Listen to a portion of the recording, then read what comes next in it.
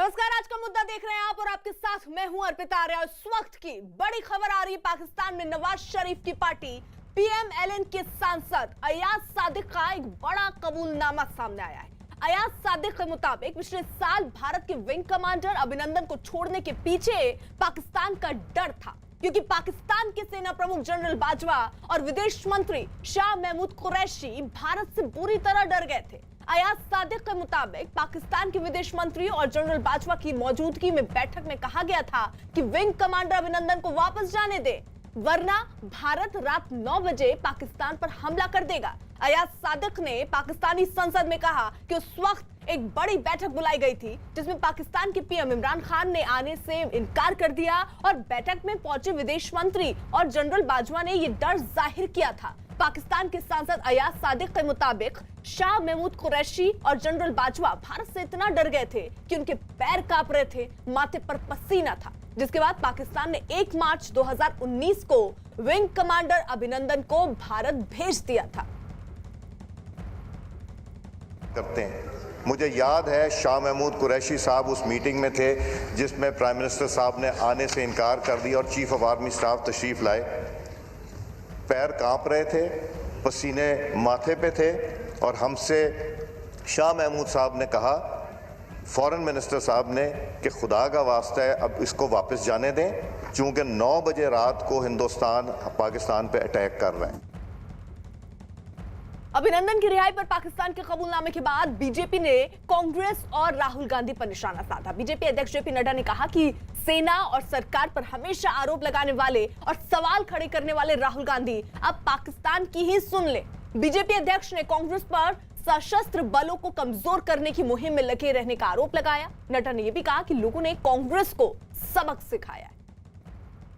BJP अध्यक्ष JP Nadda ने पाकिस्तानी सांसद के कबूलनामे के बहाने राहुल गांधी और कांग्रेस को निशाने पर लेते हुए बाकायदा देखिए एक ट्वीट किया और ट्वीट करके लिखा कि कांग्रेस के शहजादे को भारत की किसी भी चीज पर विश्वास नहीं है, चाहे वो सेना हो, सरकार हो या हमारे लोग हो, तो वे अपने सबसे भरोसेमंद देश पाकिस्तान की ही सुन ले। उम्मीद है कि अब तो उनकी आंखें खुलेंगी। कांग्रेस अपने ही सशस्त्र बलों को कमजोर करने की मुहिम में लगी रही, कभी उनका मजाक उड़ाती रही तो कभी वीरता पर संदेह करती रही, हर प्रकार की चालबाजी की ताकि सेना को अत्याधुनिक राफाल न मिल सके। लेकिन देशवासियों ने ऐसी राजनीति को नकार कर कांग्रेस को कड़ा सबक सिखाया है। हमारे साथ हमारे सहयोगी और खास मेहमान इस वक्त जुड़ रहे हैं। संदीप बोल दिल्ली से इस वक्त हमारे साथ है, साथ ही साथ शाकिब तनवीर वरिष्ठ पत्रकार हैं, पाकिस्तान से इस वक्त हमारे साथ है। शेष नारायण सिंह वरिष्ठ पत्रकार हैं हमारे साथ, वो भी जुड़े हुए हैं। लेकिन पहला सवाल यहां पर शाकिब तनवीर आपसे। शाकिर, जिस तरीके के बयान संसद में दिए गए पीएमएलएन के सांसद अयाज सादिक की तरह, इसे किस तरीके से आप लेते हैं और ये मानते हैं कि पाकिस्तान डरा हुआ है? देखें, जो अयाज सादिक साहब का बयान है, इसके जो हवाले से मैं पहले बता दूं, एक तो आपने जो उनका क्लिप प्ले किया है वो आपने पूरा नहीं किया, क्योंकि अगर आप आगे क्लिप प्ले करती तो आपने अगली ही लाइन में वो ये कह रहे हैं कि हालांकि ऐसी कोई बात नहीं थी, बट शाह महमूद कुरैशी साहब ने वैसे ही बात की। बट मैं ये यकीन से कह सकता हूँ कि शाह महमूद कुरैशी साहब ने ये बात की होगी।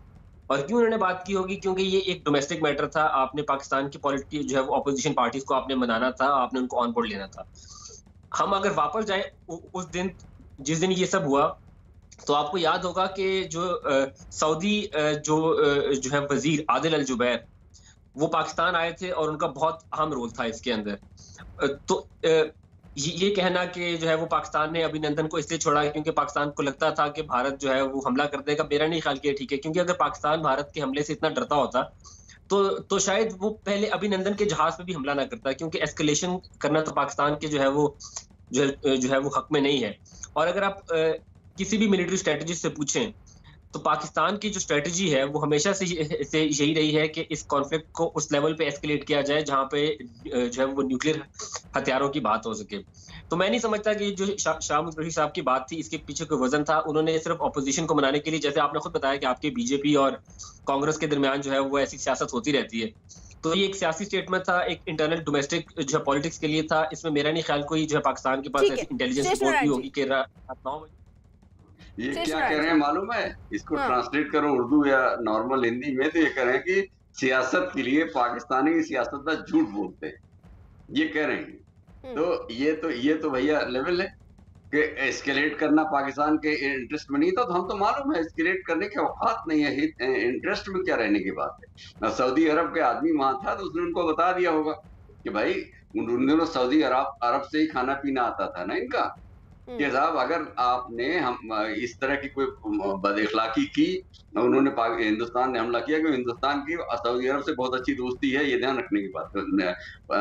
प्राइम मिनिस्टर सलमान के अच्छे संबंध हैं हमारे प्राइम मिनिस्टर नरेंद्र मोदी के और उनके, तो उन्होंने उनको साफ साफ बता दिया होगा भाई हमारी तरफ से कुछ नहीं, तो अपनी हिम्मत पे क्या इनके यहाँ तो अगर खुदा न करे हमला हो गया तो इनके यहाँ अपनी फौज को 3 दिन तक खाना खिलाने की औकात नहीं है, रसद सप्लाई करने की औकात नहीं।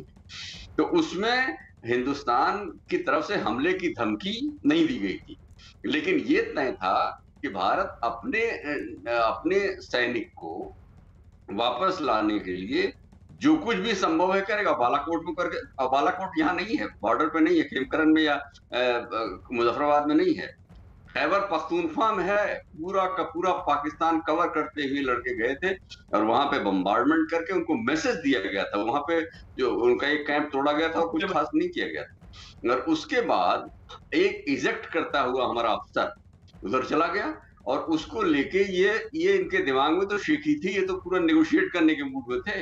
लेकिन जो जनरल बाजवा की जो रूह कांप रही थी, थर-थर कांप रहे थे और वो पसीने में तरबतर वहां पहुंचे थे, और वो ये सरदार अयाज सादिक कोई लल्लू पंजू नहीं है, इमरान खान के क्लास फेलो हैं, पाकिस्तान पीटीआई से भी चुनाव लड़ चुके हैं और वो पाकिस्तान आजकल नवाज शरीफ के साथ हैं। तो वो पाकिस्तान के सियासत में काफी अंदर तक घुसे हुए हैं। इनके नवाज शरीफ के भी हम उम्र हैं, नवाज शरीफ से भी संबंध है उनके, तो पूरी की पूरी सियासत को अच्छी तरह समझते हैं। और उसमें इन्होंने ये कहा, तो हिंदुस्तान ने कहीं भी हमले का जिक्र नहीं किया था, आप ध्यान रखिए, लेकिन पाकिस्तान में दहशत हिंदुस्तान की इतनी है कि अगर इन्होंने हमला कर लिया तो हम कहीं के नहीं रहेंगे। और उनका चीफ जो बोस्टिंग करता है, बड़ी बड़ी बातें करता है, फाख्ता उड़ाता रहता है, उसके पांव थर-थर कांप रहे थे, ये तो हम लोगों को मालूम ही नहीं था। इन्होंने एक बाकायदा ऑल पार्टी मीटिंग जैसे हमारे यहाँ होती, वहां बुलाएगी कि भाई देखो अब ये मामला है, बताओ हम क्या करें। तो उस वक्त इन्होंने सरेंडर किया था। वो अभिनंदन को ऐसे नहीं कि साहब मोहब्बत में छोड़ दिया। और आपको याद करो पाकिस्तान पार्लियामेंट में जिस तरह से सुओ मोटो आके उनके प्राइम मिनिस्टर नवाज शरीफ ने आके, इन्होंने इमरान खान ने आके जो कहा कि भाई हम उनको छोड़ रहे हैं, कहीं कोई हमने डिमांड तक नहीं की थी। हमने ये जो एक सांसद है जो संसद में इस तरीके का बयान दे रहे हैं और आप कह रहे हैं कि वो राजनीति से प्रेरित है। संसद में खड़े होकर अगर कोई सांसद इसको बोलता है तो उसकी गंभीरता आप समझ रहे हैं? देखिए, शाहमूद कुरैशी ने ये जो है वो संसद में खड़े होकर ये बयान नहीं दिया। ये एक जो है वो प्राइवेट मीटिंग थी पार्लियामेंटेरियंस के दरमियान, क्योंकि पार्लियामेंट के अंदर बात नहीं हुई।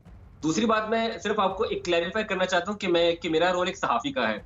अगर आप चाहते हैं कि मैं रेटोरिक के ऊपर बात करूं तो मेरे लिए बहुत आसान है, बट मैं चाहूंगा कि मैं सिर्फ फैक्ट्स के ऊपर बात करूं। और जैसे मेरे जो है दूसरे साथी ने बात की, रेटोरिक मेरा काम नहीं, मैं सहाफी हूं, मैं सिर्फ फैक्ट्स को रिपोर्ट करता हूं। जहां तक तीसरी बात इनकी ये है कि पाकिस्तान को जो है वो एस्केलेट करना पाकिस्तान के हक में नहीं है। एस्केलेट करना ही पाकिस्तान की पॉलिसी है, बिकॉज पाकिस्तान की जो मिलिट्री है वो इंडिया की मिलिट्री के माइट के सामने इतनी स्ट्रांग नहीं है, बिकॉज आपका जो है वो जो मुल्क है वो बहुत बड़ा है। अब उसमें इशू ये है कि क्योंकि पाकिस्तान के पास न्यूक्लियर हथियार है, तो एस्केलेशन की सूरत के अंदर पाकिस्तान के पास ये एक चांस है कि वो उस हथियार को यूज कर सके, बिकॉज इंडिया से जंग लड़ने का पाकिस्तान के पास एक यही तरीका है, और वो जो हमारा जो न्यूक्लियर आर्सेनल है वो है भी इंडिया से। मैं आपको रोक रही हूँ जरा, संदीप कुछ कहना चाह रहे हैं। संदीप, बिल्कुल, देखिए जिस तरीके की चीज़ें सामने आई है, अब फ्लोर ऑफ द हाउस अगर कोई सांसद इस तरीके का बयान देता है तो जाहिर सी बात है कि वो ऑन रिकॉर्ड होता है, रिकॉर्ड पे जाता है, और ऐसा भी नहीं है कि जो चेयरमैन है उन्होंने उसको स्पंज किया हो। यानी कि ये साफ़ है। और जैसे कि जो हमारे पाकिस्तान से जो जर्नलिस्ट हैं वो ये कह रहे थे कि इसके आगे का जो है जो बोला था उनका क्लिप नहीं चलाया गया।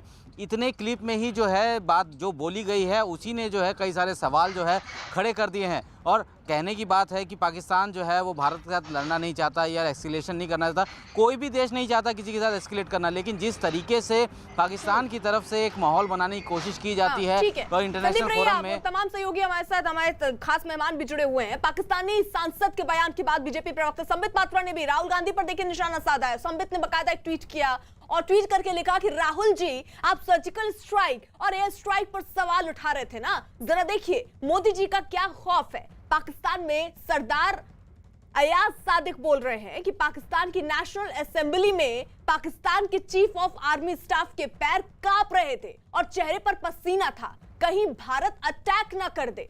समझे, ये ट्वीट दरअसल संबित पात्रा की तरफ से आया और सीधे सीधे तौर पर राहुल गांधी को निशाने पर लिया गया।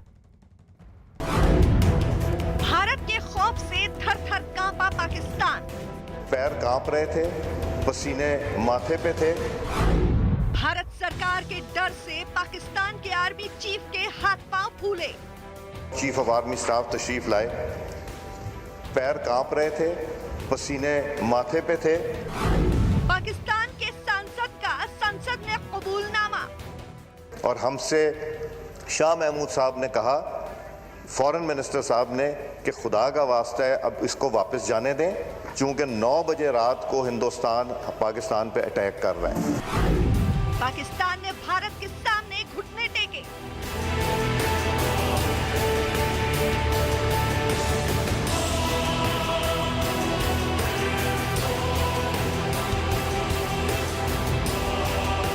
मार्च 2019 का वो दिन शायद ही कोई हिंदुस्तानी भूल पाएगा, क्योंकि ये वो दिन था जब भारतीय एयरफोर्स के जांबाज विंग कमांडर अभिनंदन वर्धमान को पाकिस्तान ने उनके F-16 विमान गिरा देने के बावजूद पूरी इज्जत के साथ भारत को सौंप दिया था।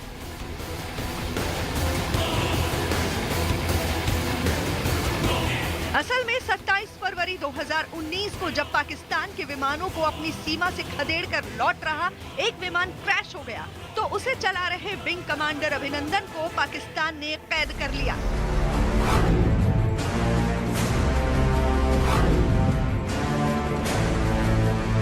लेकिन उसके बाद जो हुआ, उसने पाकिस्तान पर हुई पहले सर्जिकल स्ट्राइक और फिर MiG-21 विमान से पाकिस्तान के F-16 विमान को गिरा देने से पैदा हुए दहला देने वाले खौफ को पूरी दुनिया के सामने लाकर रख दिया।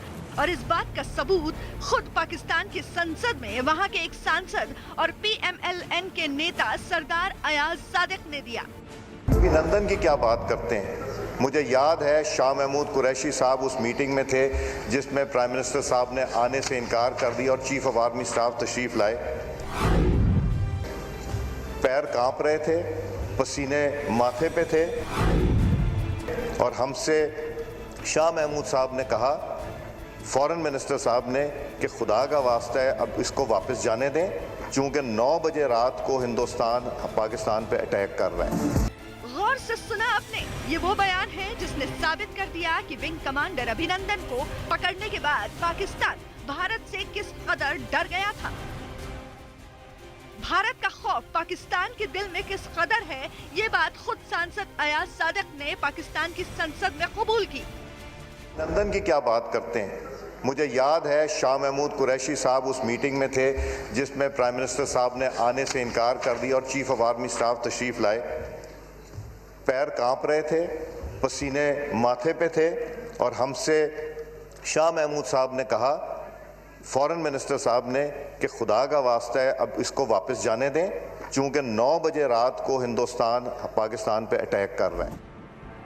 साफ है कि पाकिस्तान की सरकार ही नहीं, सेना प्रमुख भी भारत की मोदी सरकार से बुरी तरह डरे हुए थे और उन्हें आशंका थी कि अगर अभिनंदन को नहीं छोड़ा तो भारत पाकिस्तान पर कुछ ही घंटों में हमला कर देगा। जानकार भी मानते हैं कि पाकिस्तान पर भारत की तरफ से की गई सर्जिकल स्ट्राइक और फिर पाकिस्तान को हवा में खदेड़ने के बाद उसके अंदर ऐसा खौफ पैदा हो गया जिसके सामने अब पाकिस्तान कभी सर नहीं उठा पाएगा।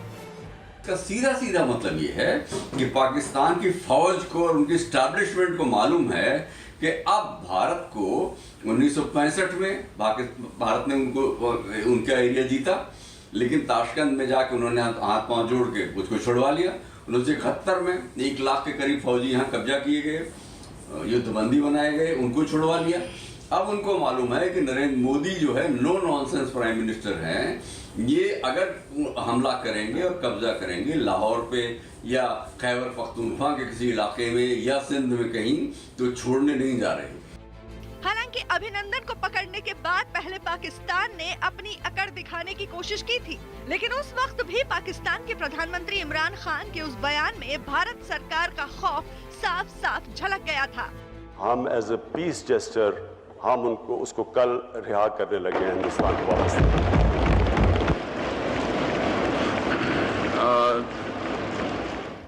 अब जो सिचुएशन आज है, हाँ मैंने कल शाम को कोशिश की नरेंद्र मोदी को कॉल करूं, क्योंकि हम ये क्लियर करना चाहते थे कि हम किसी किस्म की एस्केलेशन नहीं चाहते। ये नहीं कि पाकिस्तान को कोई खौफ है, कि हमें डर है या उनको कोई घबराहट है इस मुल्क में। उस वक्त पाकिस्तान ने अभिनंदन को कॉफी पिलाने जैसे कुछ वीडियो शेयर करके दुनिया भर को दिखाने की कोशिश की थी कि वो अभिनंदन की कितनी खातिरदारी कर रहे हैं और भारत से दुश्मनी के बावजूद अच्छा बर्ताव कर रहे हैं। लेकिन असलियत कुछ और ही थी, जिसके बारे में भी अब पूरी दुनिया को पता चल चुका है कि किस तरह पाकिस्तान भारत के डर से थर थर कांप रहा था और भारत की सरकार के दबाव में आकर उसे मजबूरन अभिनंदन को छोड़ना पड़ा था। पाकिस्तान की संसद का ये वीडियो सामने आने के बाद बीजेपी ने कांग्रेस पर हमला बोलने का मौका नहीं छोड़ा और बीजेपी प्रवक्ता संबित पात्रा ने ट्वीट करके राहुल गांधी पर निशाना साधते हुए लिखा, राहुल जी, आप सर्जिकल स्ट्राइक और एयर स्ट्राइक पर सवाल उठा रहे थे ना, जरा देखिए मोदी जी का क्या खौफ है पाकिस्तान में। सरदार अयाज सादिक बोल रहे हैं पाकिस्तान के नेशनल असेंबली में कि पाकिस्तान के चीफ ऑफ आर्मी स्टाफ के पैर कांप रहे थे और चेहरे पर पसीना था, कहीं भारत अटैक ना कर दे, समझे। पाकिस्तान के भारत में आतंक फैलाने के मंसूबों को पस्त करने के लिए पिछले साल फरवरी 2019 में भारत ने बालाकोट में आतंकी कैंप पर स्ट्राइक किया, जिसके बाद पाकिस्तान ने अपने फाइटर जेट भारत में हमले के लिए भेजे थे। इसके जवाब में विंग कमांडर अभिनंदन ने MiG-21 लेकर उड़ान भरी थी। विंग कमांडर अभिनंदन ने पाकिस्तान के F-16 विमान को मार गिराया था। इस दौरान वो पाकिस्तान के विमान का पीछा करते हुए सीमा पार चले गए थे और उन्हें पकड़ लिया गया था, लेकिन भारत के सख्त रुख ने पाकिस्तान को अभिनंदन वर्धमान को सही सलामत भारत भेजने पर मजबूर कर दिया था। और इसी बीच बड़ी खबर, टेरर फंडिंग के मामले में एनआईए ने आज जम्मू कश्मीर और दिल्ली में कई जगहों पर छापेमारी की है। एनआईए ने दिल्ली और जम्मू कश्मीर में चल रहे 6 एनजीओ के 9 दफ्तरों पर एक साथ छापे मारे, जिनमें दिल्ली अल्पसंख्यक आयोग के पूर्व चेयरमैन जफर उल इस्लाम का जामिया नगर का एनजीओ भी शामिल है। एनआईए को इन सभी एनजीओ पर समाज सेवा की आड़ में राष्ट्र विरोधी और आतंकी गतिविधियों में शामिल होने का शक है। और यही नहीं, इन एनजीओ से जुड़े लोगों के लश्कर और हिज्ब जैसे आतंकी संगठनों से भी संबंध होने की आशंका जताई जा रही है। 2 सहयोगी हमारे साथ जुड़ चुके हैं, दीपक और रिफत से और अपडेट लेते हैं। रिफत, देखिए लगातार छापेमारी हो रही है। कल भी छापेमारी हुई एक न्यूज़पेपर के ऑफिस में और एक एनजीओ जो यहाँ पे एक बड़ी एनजीओ है वहाँ पे भी छापेमारी की गई और डॉक्यूमेंट्स वगैरह जो है वो जब्त कर दिए गए। बांडीपोरा में भी एक हुर्रियत के एक्टिविस्ट हैं, उनके घर पे भी छापा मारा गया और यहाँ पे एक ह्यूमन राइट्स एक्टिविस्ट हैं, उनके घर पे भी छापा मारा गया और वहाँ पे तलाशी कार्रवाई की गई। आज भी लगातार इस तरीके के छापे जो है एनआईए के जारी हैं, तो आप देखना होगा कि क्या कुछ वहाँ पे सामने आएगा। दिल्ली में भी जो है लगातार छापेमारी हो रही है। ऐसे में देखना होगा कि अचानक से जिस तरीके से एक के बाद एक छापे मारे जा रहे हैं। तो ठीक है रिफत, आप रहिए, दीपक का भी जल्दी से रुख कर लेते हैं। दीपक, किन किन जगहों पर छापेमारी चल रही है दिल्ली में? देखिए, दिल्ली में सबसे अहम जो है जानकारी मैं दे रहा हूँ कि जामिया नगर में ये छापेमारी की जा रही है और एनआईए की तरफ से टीमें आई हैं। टीम ने यहाँ पर कई सारे ऐसे दस्तावेजों को खंगाला है और साथ ही क्योंकि जफरुल इस्लाम जो माइनॉरिटी कमेटी के अध्यक्ष रहे हैं और साथ ही उनका एक चैरिटी अलायंस करके एक संस्था है जिसके वो मालिक हैं और ये माना जा रहा है कि इसी एनजीओ के मार्फत उनके पास कोई फंडिंग हुई है और इसको लेकर यहाँ पर जांच की जा रही है। हालांकि किसी को जाने नहीं दिया जा रहा है, लेकिन ये माना जा रहा है कि यहाँ पर एक बड़ी फंडिंग हुई है और इसको लेकर यहाँ पर सभी दस्तावेजों को खंगाला जा रहा है। ठीक है दीपक और रिफत, नजर बनाए रखिए आप।